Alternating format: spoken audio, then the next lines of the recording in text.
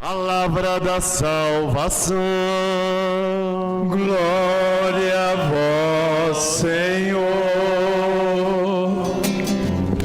A nós descei divina luz. A nós descei divina luz. Em nossas almas. Em nossas almas acender O amor. o amor de Jesus. O amor. O amor de Jesus. Caro confrade frater Cleiton, ministros da Eucaristia aqui presentes, queridos irmãos, queridas irmãs, a Igreja Católica celebra, logo após a solenidade da Santíssima Trindade, uma outra solenidade dedicada à Eucaristia, chamada de Corpus Christi, duas palavras em latim que significam corpo de Cristo. Trata-se de uma festa para o Santíssimo Corpo e Sangue de Jesus, ou seja, a hóstia consagrada que nós recebemos. Trata-se de uma festa da Eucaristia.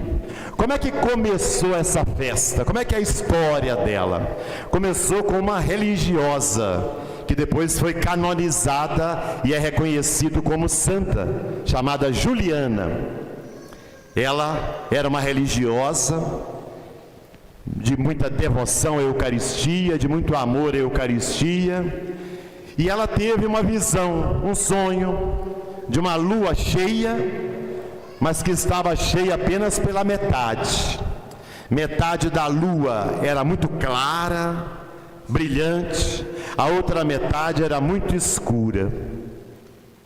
E ela ficou intrigada com aquele sonho e começou a perguntar a Jesus qual o significado daquele sinal que ela havia recebido.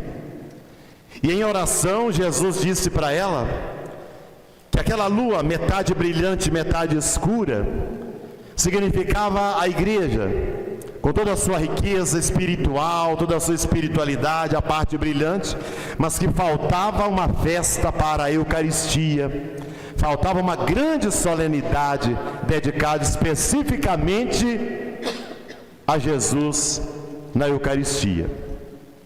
Esta freira pôs-se então a conversar com o bispo e a insistir, e demorou vários anos, até que o bispo se convenceu. Ela estava na França, e lá na diocese em que ela morava, diocese de Liege, eis que o bispo então declarou que na diocese haveria uma festa dedicada à Eucaristia. Muito bem, é o primeiro passo, mas ficou apenas na diocese.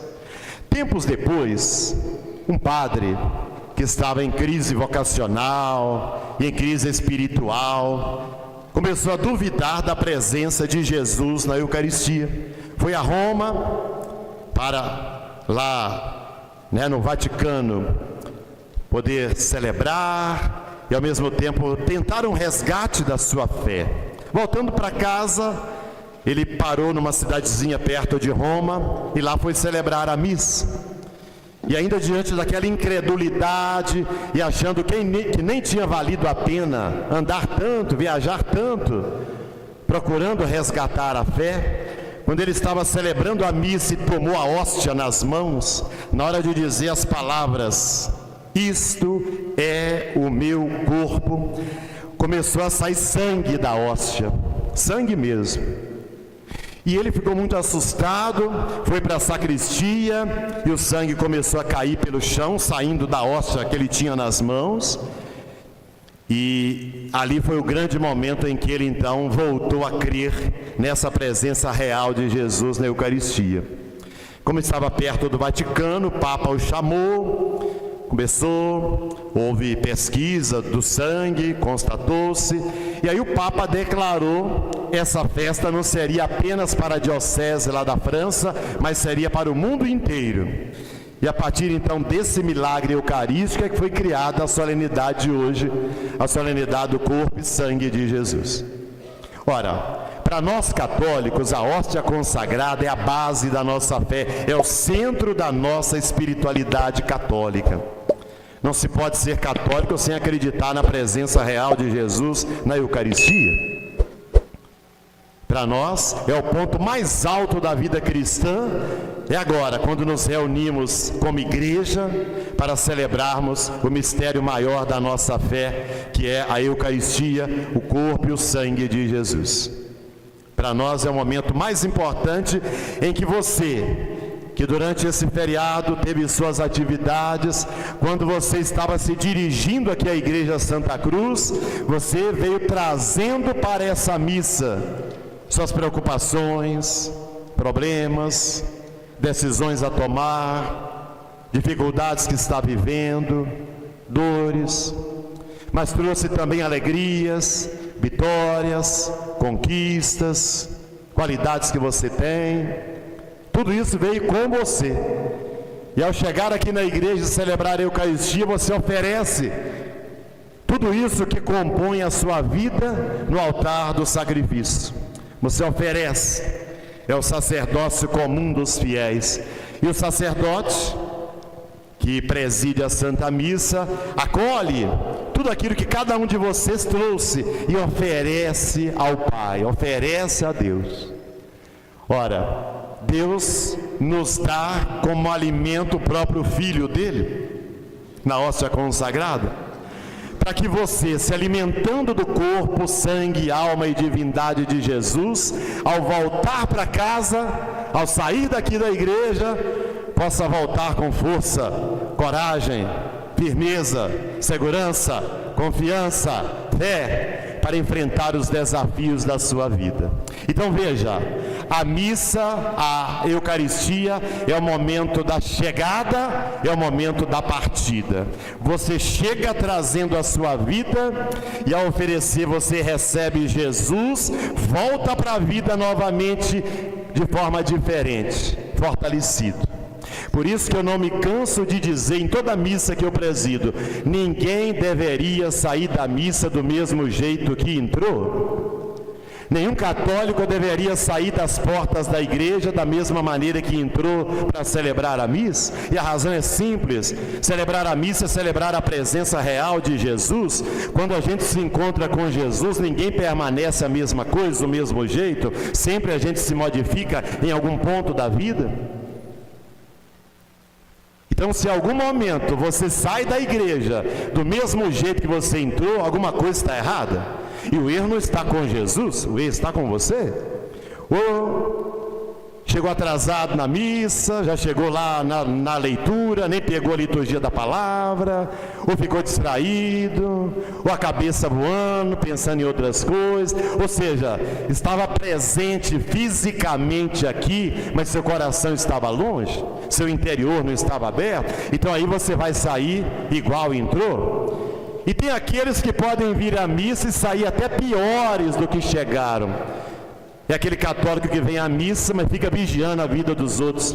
Ah, a roupa daquela ali está curta. Ah, o cabelo daquela ali está desse jeito. Ah, mas a bota daquela ali não está combinando. Ah, mas a blusa que ela está usando. Ou seja, ao invés de cuidar da própria vida e rezar, tem gente que vem à missa para cuidar da vida dos outros e vigiar a vida do outro. Então sai daqui pior do que chegou, porque sai cheio de pecado. Porque missa não é lugar da gente ficar vigiando a vida de ninguém. Então, a missa faz esse movimento de chegada com a nossa vida, de volta para a mesma vida, só que de uma maneira muito mais intensa, muito mais forte. Ora, uma palavra-chave para nós entendermos todo o mistério da missa é a palavra memória. Preste bem atenção quando hoje o momento da consagração da missa. Tem uma frase, depois que o padre consagra o pão, depois que o padre está consagrando o vinho, ele vai dizer assim a palavra de Jesus: fazei isto em memória de mim. Essa memória significa lembrança, recordação. Mas não é apenas uma lembrança, uma recordação de algo do passado, já acontecido e que ficou no passado. Na teologia católica, falar de memória significa trazer um fato do passado para o presente e atualizá-lo, celebrá-lo hoje, acontecendo no aqui e no agora da nossa vida. Essa é a diferença. Na missa, nós celebramos a memória de Jesus, ou seja, nós não ficamos apenas recordando aqui a última ceia e lembrando que Jesus tomou o pão, tomou o vinho, repartiu o cálice com seus 12 apóstolos, disse aquelas palavras e que a gente ficasse lembrando. Não.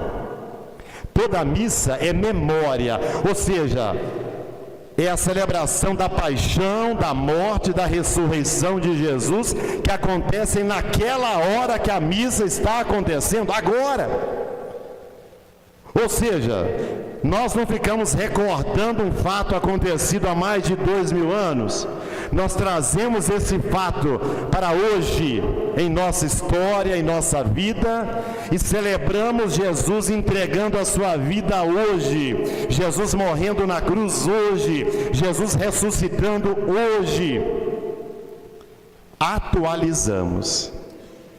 Essa, inclusive, é a nossa diferença católica para as igrejas protestantes históricas, as igrejas mais antigas, que surgiram da reforma luterana, e para as igrejas evangélicas, essas que surgiram há menos tempo. Nas igrejas protestantes e evangélicas tem o dia da ceia, normalmente um domingo por mês, em que se reparte um pedaço de pão, um cálice com suco de uva para todos que estão na igreja. Mas é apenas para lembrar Jesus na última ceia. Jesus não está ali naquele pão, Jesus não está ali naquele vinho. É fazer uma lembrança da última ceia. Para nós católicos, não é isso que nós celebramos. Para nós católicos, quando nós comungamos a hóstia consagrada, corpo de Cristo, amém, e você comunga a hóstia, você não está comungando um pedacinho de pão para lembrar da última ceia, não. Você está comungando o corpo, o sangue, a alma, a divindade de Jesus. É o próprio Jesus que você está se alimentando e acolhendo na sua vida e no seu coração. Isso é memória, ou seja, eu não estou apenas recordando, Ele está aqui presente, pelo mistério da Eucaristia, pelo Espírito Santo que é invocado, pelo sacerdócio que a igreja me conferiu, através do sacramento da ordem, com a possibilidade então de fazer acontecer esse mistério da transubstanciação, ou seja, a substância que muda, mudança, substância, a mudança da substância. Aos nossos olhos está ali um pão, está ali um vinho. A nossa fé nos diz, Jesus está presente nesse pão, Jesus está presente nesse vinho, e nos fortalece, e nos alimenta, e nos orienta, e nos ilumina, e nos protege, e nos guarda. Esse é o mistério que nós estamos celebrando hoje. O Evangelho de Jesus, que foi proclamado no capítulo 6 de João, Jesus é muito claro com isso, quando ele diz às multidões, eu sou o pão vivo descido do céu. Jesus estava junto com Deus, nasceu em Belém, assumiu a nossa carne, por isso que ele diz, eu sou o pão vivo descido do céu. Ele se compara a um pão, que é um alimento cotidiano, comum, de toda a família, de toda pessoa. Então Jesus se compara, eu sou pão, pão que alimenta, e eu vim do céu. O pão que eu vou dar é minha carne para a vida do mundo. Se não comerdes a carne do Filho do Homem e não beberdes o seu sangue, não tereis a vida. Quem come a minha carne, quem bebe o meu sangue, tem a vida eterna. Carne e sangue é uma maneira de Jesus falar da pessoa dele, da pessoa inteira. Um corpo, para ter vivo, como eu e você que estamos aqui, nós temos carne e sangue. Estão aqui dentro, por isso nós temos vida.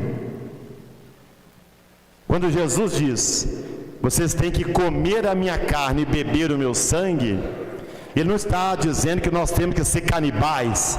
Ele está dizendo, vocês têm que me acolher na vida de vocês, vocês têm que aderir ao meu projeto, vocês têm que acolher a minha palavra, vocês têm que deixar que eu conduza a vida de vocês. Isso significa comer a carne e beber o sangue.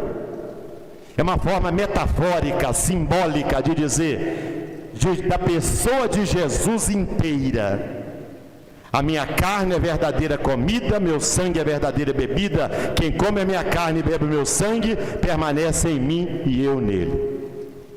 3 vezes é repetido essa frase, para dizer, à medida que eu acolho Jesus na minha vida, eu estou comendo a carne dele, eu estou bebendo o sangue dele. Ou seja, eu estou acolhendo Jesus inteiro para a minha vida.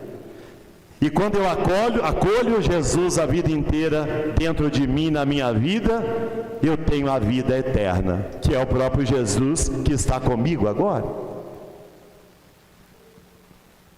Então veja o que a hóstia faz com a gente, a importância então da Eucaristia. Quando a gente vem à missa e recebe a Eucaristia, e o padre ou o ministro ou a ministra da Eucaristia dizem, corpo de Cristo, e você responde amém, você está dizendo, eu creio, eu acredito, eu quero esse corpo, esse sangue para a minha vida. E à medida que você comunga, essa hóstia passa a ser uma com você, como os alimentos que você comeu hoje, desde o café da manhã, o seu almoço, o café da tarde. Esses alimentos se tornam um no seu corpo, os nutrientes vão espalhando pelo seu corpo inteiro. As vitaminas, tudo isso espalha. E aquilo que não é aproveitado vai ser jogado fora posteriormente. Mas aquele arroz, aquela carne, aquele feijão, aquele café, aquele pão que você comeu, não fica como pão depositado num lugar. Eles se transformam no seu corpo, em nutrientes para o seu corpo. É o mesmo que ocorre com a hóstia consagrada, só que agora numa dimensão espiritual. Quando eu comungo o corpo de Jesus e ele está em mim, esse corpo se torna um comigo. Há uma unidade entre a minha pessoa e a pessoa de Jesus. Nós nos tornamos um só. E a partir de agora eu me torno um sacrário, onde Jesus está comigo. Ele está comigo para quê? Ele está comigo para me abençoar, para me santificar. Ele está comigo para que eu possa ter coragem e força para viver a palavra dele, os ensinamentos dele. Ele está comigo para quê? Para me dar força para enfrentar as dificuldades da minha vida, para não desanimar diante dos problemas. Ele está comigo para quê? Para que eu tenha paciência com as pessoas que eu lido no dia a dia, para que eu tenha mais compreensão, para que eu seja uma pessoa mais amorosa, para que eu saiba perdoar, para que eu seja uma pessoa caridosa, solidária com os outros, ou seja, viva os valores que ele me ensinou. Aqui há um problema. Aqui há um problema.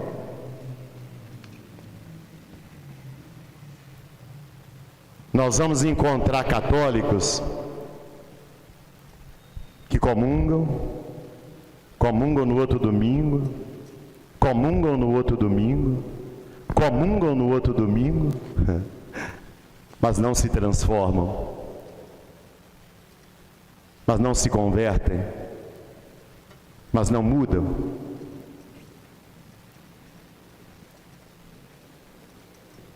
Antes de comungar era mentiroso, continua falando mentira. Antes de comungar xingava palavrão a reveria, continua xingando a mesma coisa.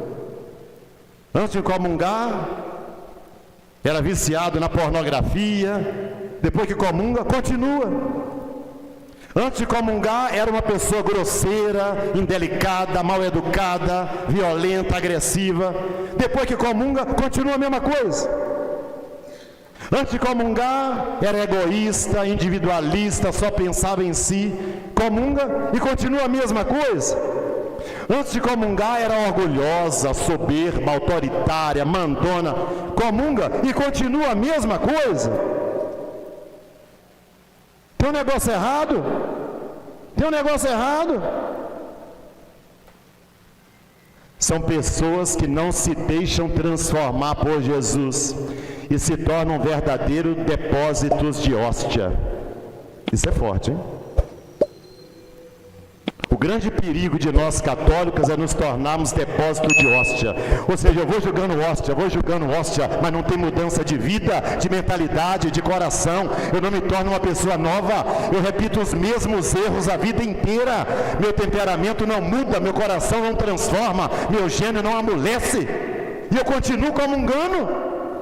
E não mudo. É isso que Paulo, na carta aos Coríntios, chamou de comer a própria condenação, de comungar a própria condenação, porque isso é brincar com as coisas de Deus. Com Deus não se brinca. Comungar não é brincadeira. Comungar é uma atitude séria de compromisso, de mudança de vida. Jesus está comigo e Ele vai me transformar, vai me tornar uma pessoa melhor. Agora eu comungo com Jesus e meu coração está fechado e eu não permito que Ele me mude.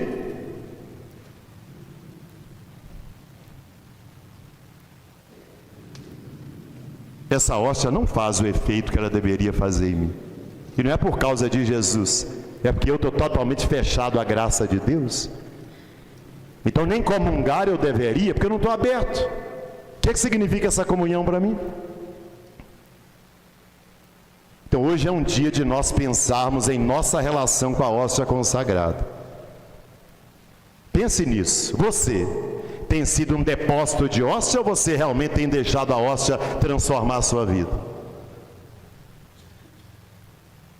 Às vezes que você comunga quando vai à missa, realmente tem feito de você uma pessoa melhor? Você, marido, se eu chamar sua esposa para conversar e dizer assim: olha, seu marido estava na missa ontem, ele comungou na fila lá comigo, ele está se tornando um marido melhor para você, esposa? O que ela vai me dizer?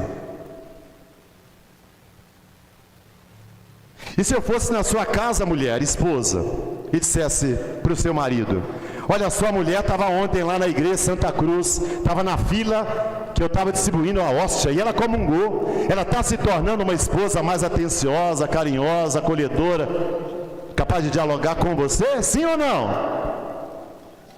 A comunhão está ajudando ela a ser uma esposa melhor?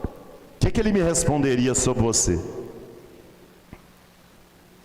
Filho, filha, você que está aqui hoje, se eu fosse lá na casa da sua mãe amanhã, de seu pai, e falasse para ele: olha, seu filho, a sua filha estava lá na igreja Santa Cruz ontem, estava na minha fila, eu dei comunhão para eles. Eles estão se tornando filhos melhores porque comungaram ou não? Continuam filhos preguiçosos, respondões, ingratos, ou estão filhos obedientes, gratos? Como é que estão? O que seus pais iam responder para mim, filho, filha? Essa é a questão que a missa de hoje nos coloca, né? Você está fazendo o que com as missas que você participa? Estar aqui na igreja nessa noite significa o que para você? Apenas cumprir uma tradição? Ou deixar Jesus transformar a sua vida para você ser uma pessoa melhor para Deus e para as pessoas que convivem com você? Quem é você? Isso é Corpus Christi. Isso é corpo de Cristo. Pense nisso. Hoje é um dia de refletir e entender que missa a gente tem que chegar na hora. Aqui em Araraquara eu vejo muito isso aqui na igreja Santa Cruz. A gente está no Glória, tem gente chegando na missa, está na primeira leitura, tem gente entrando, está no Evangelho, tem gente entrando, está na homilia, tem gente entrando, está no Pai Nosso, e a pessoa depois vem na fila comungar ainda. Ora, não participou da missa inteira, não deveria comungar, deveria ter a clareza assim: olha, eu não participei da missa, não estou preparado para comungar. Olha a falta de consciência de muitos católicos. Agora, se for fazer o Enem, será que ela vai chegar atrasada? Vai bater com um portão na cara dela, não vai entrar. Se for para uma causa judicial, uma entrevista de emprego, será que ela vai chegar atrasada? E por que para a missa pode chegar atrasada e para as outras coisas da vida não pode? No trabalho dela, vai chegar atrasada? Está vendo como é que muitas vezes a gente coloca as coisas de Deus em segundo plano, em terceiro plano? Para Deus eu posso chegar atrasada, para Deus eu posso sair antes da hora, para Deus eu posso me distrair. Agora, se é trabalho, não. Se é uma prova que eu tenho que fazer, não, aí é sério e é responsável. Na hora que a barra aperta, na hora que a casa cai, é para Deus que essa pessoa vai. Mas nunca deu atenção para ele, sempre deixou de escanteio. Mas na hora que precisa, vai procurar. Está vendo como é que às vezes a gente trata Deus sem cerimônia, sem respeito, sem amor, sem atenção? Então procura repensar a sua participação na missa. Você chega na hora? Você participa intensamente, integralmente? Você presta atenção? Você responde? Você se abre realmente para a missa, do que está acontecendo? Ou fica muito distraído, ou fica vigiando as pessoas que estão ao seu lado? Quem é você aqui na missa quando você se faz presente? Para que você possa cada vez mais crescer na fé e fazer de cada Eucaristia a celebração do seu encontro com Deus e com a comunidade e com os irmãos. Louvado seja nosso Senhor Jesus Cristo. Louvado. Fiquemos em pé para que possamos professar a nossa fé nesse momento, rezando o nosso credo.